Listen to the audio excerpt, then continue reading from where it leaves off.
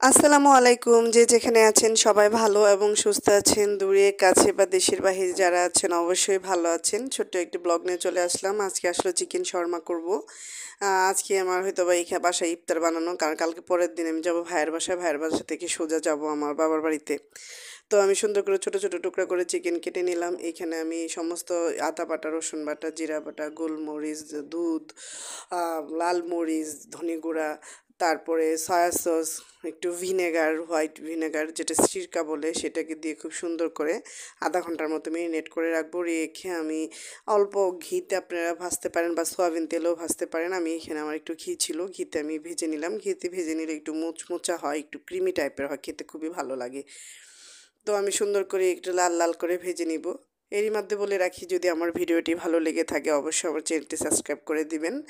আর অবশ্যই বেল বাটনে ক্লিক করে রাখবেন যেন ভিডিও দেওয়া মাত্র দিয়ে থাকেন। আর এই যে এই পর্যায়ে আমার চিকেনটা ভালোভাবে ফ্রাই হয়ে গেছে, যেহেতু আমি সিরকা দিয়ে ভিজিয়ে রাখছিলাম, বেশিক্ষণ লাগে না ভাজতে।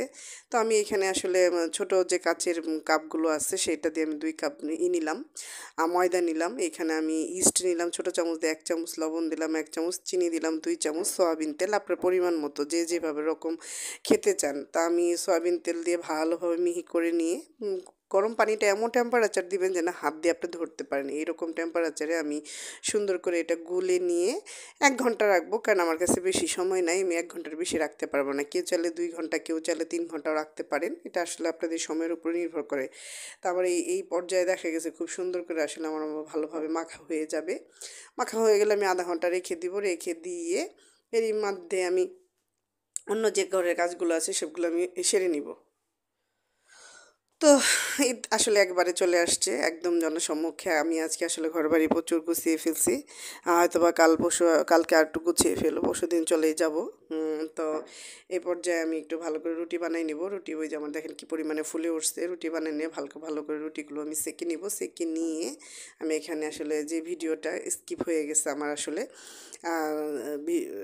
শর্মার যে পোরগুলো, সেগুলো আমি আসলে আপনাকে কিছুই দেখাইতে পারলাম না, কারণ ভিডিওটা ছিল, মেয়ে আসলে ডিলিট করে ফেলছে। এখন আর আসলে আমার ওই সময় নাই যে আপনাদেরকে দেখাবো। তো আমার আসলে 4টা শর্মা হয়ে গেছে, চিকেন শর্মা। তো খেতে ভীষণ টেস্টি লাগলো, ভীষণ আসলে সাশ্রয়বল। নিজে ঘরে তৈরি করলে তেমন কিছুই লাগে না। ছোট্টভাবে আজকে ইফতার তৈরি করছিলাম, যেহেতু লাস্ট ইফতারতে সবাই মিলে আসলে খাওয়া যাবে। এই তো, সবাই ভালো থাকবেন, সুস্থ থাকবেন, চ্যানেলটি সাবস্ক্রাইব করে দিবেন, আমাদের পাশে থাকবেন।